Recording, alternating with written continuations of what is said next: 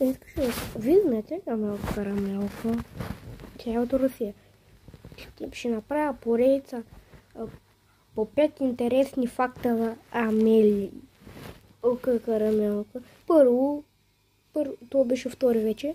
Има 5 канала, даже повече. Ако знаете защо има толкова канали, напишете в коментарите.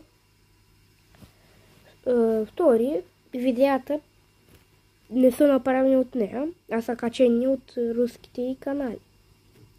Руските канали са преведени на български и така може да разберете от гласовете. Сега са 4 интересни факта. Не знам дали са интересни. Втория е, че гласовете са толкова странни, че никой не може да ги разбере. Абонирайте за час 2. Или по-скоро пишете в коментарите за час 2.